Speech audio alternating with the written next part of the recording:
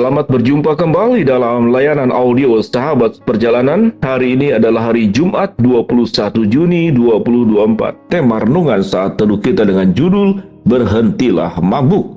Firman Tuhan terambil dalam Amsal 23 ayat 29 sampai dengan ke-30. Demikian bunyi firman Tuhan.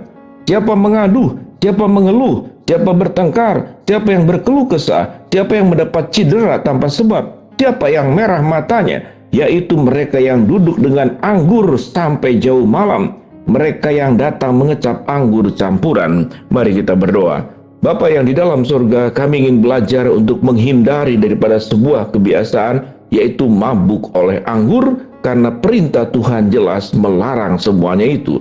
Dalam nama Tuhan Yesus kami berdoa, amin. Shalom sahabat perjalanannya dikasih Tuhan. Kebiasaan mabuk oleh anggur itu sudah terjadi dari zaman terdahulu sampai saat sekarang. Itu adalah cara pelarian atau cara untuk menyelesaikan masalah dengan cara cepat, tetapi justru semakin memperburuk masalah yang ada. Ada banyak analisa mengapa orang kemudian menjadi mabuk oleh anggur. Pasti tatkala seseorang itu minum anggur, maka akan merasakan kenikmatan sesaat. Dia terhilang dari berbagai macam pikiran-pikiran negatif, seakan-akan melayang, masuk dalam pikiran halusinasi, berimajinasi tentang perkara-perkara indah, seakan-akan semuanya hidup merasakan ringan, terbebas dari masalah untuk sementara waktu. Namun tatkala dia kemudian sadar kembali dari kemabukannya, apakah kemudian persoalannya dan masalah yang dihadapinya menjadi selesai? Tidak menjadi selesai, namun kemudian menimbulkan masalah-masalah baru. Sahabat perjalanan, untuk mencari refreshing oleh sebagian orang yang disebut dengan me time, yang oleh sebagian orang yang disebut dengan healing, untuk mencari sebuah solusi menenangkan diri, maka bukan caranya dengan cara mabuk. Menenangkan diri itu berarti adalah dalam pikiran yang waras, dalam pikiran yang terkendali, dalam pikiran yang normal, lalu bukan dengan cara mabuk dengan anggur. Sahabat perjalanan, kata mabuk sendiri adalah sesuatu yang sudah keliru. Mabuk itu artinya hilang kontrol diri, hilang untuk berpikir secara jernih, hilang untuk kemudian menimbang secara objektif. Orang mabuk tidak bisa menimbang secara objektif, berpikir secara jernih, lalu kemudian menenangkan diri. Tidak bisa. Kalau kita melihat orang mabuk, jalannya pun juga jalannya dalam keadaan berbahaya. Coba kita lihat orang mabuk, jalannya tidak lurus. Sehingga di dalam tes-tes kepolisian untuk menentukan mana pengemudi kendaraan yang mabuk, itu dengan suruh tes untuk berjalan, berputar sebentar lalu kemudian dia akan jatuh. Maka sesungguhnya mabuk adalah cara yang salah dan cara yang berdosa, satu bentuk tidak bertanggung jawab atas kehidupan ini, sehingga dia kemudian menjadi mabuk. Firman Tuhan berkata dari bacaan tadi, orang yang mabuk itu padanya akan mengaduh. Orang yang mabuk itu akan mengeluh, dan orang yang mabuk itu suka bertengkar, dan orang yang mabuk itu menimbulkan cedera atau pertengkaran tanpa sebab. Siapa yang merah matanya? Yakni mereka yang duduk dengan anggur sampai jauh malam, mereka yang datang mengecap anggur campuran. Kita tahu dengan jelas peristiwa-peristiwa orang yang mabuk itu menimbulkan tindakan-tindakan kejahatan. Orang sebelum melakukan begal mabuk dulu. Orang sebelum mencuri mabuk dulu. Orang sebelum berbuat jahat mabuk dulu. Artinya, dalam kesadaran dia tahu itu perbuatan yang tidak baik, tapi niatnya mau ke arah ke sana, dia mabuk dulu supaya punya keberanian untuk berbuat yang buruk. Sahabat perjalanan, mabuk adalah tindakan yang jelas sebuah perbuatan dosa. Baik mabuknya itu sendiri, apalagi diikuti dengan tindakan-tindakan setelah dirinya mengalami kemabukan. Kita tahu dengan jelas dari seluruh peristiwa-peristiwa kriminal, diikuti sebelum melakukan tindakan kriminal, orang mabuk dulu. Sebelum tawuran dia mabuk dulu. Sebelum bakar-bakar dia mabuk dulu. Kenapa mabuk dulu? Karena hilang kontrol diri.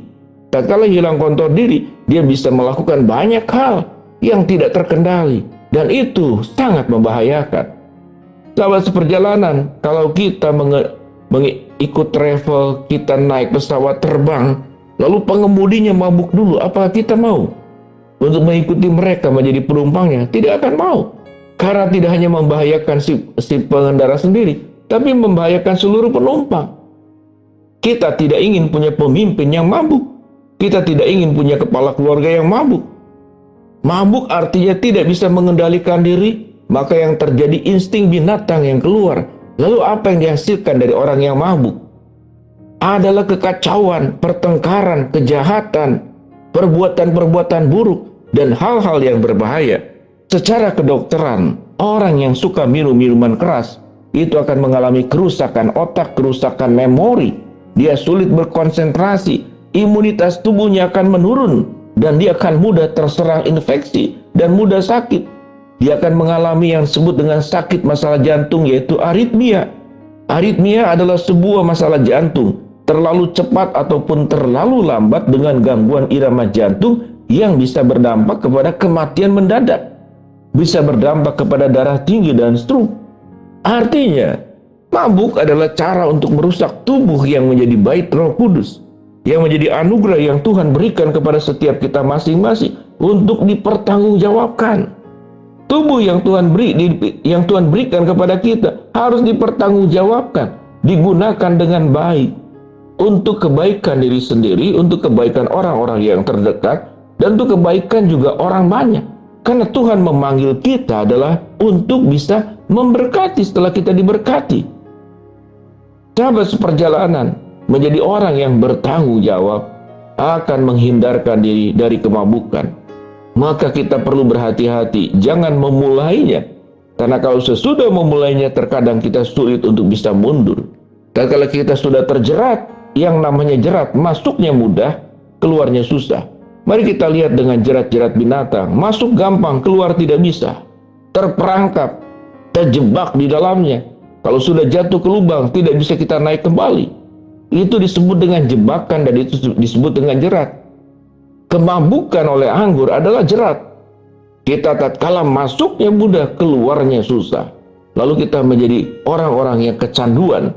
Kita diikat oleh kecanduan itu sendiri. Kita diikat oleh kebiasaan buruk itu sendiri. Tatkala kita mau melepaskan diri, kita menjadi orang-orang yang sulit. Sekalipun kita percaya, kalau kita punya niat yang baik, ingin sebuah pertobatan, memohon pertolongan Tuhan, Tuhan jauhkan aku dari kemabukan oleh anggur, kebiasaan-kebiasaan burukku, Tuhan sanggup menolong.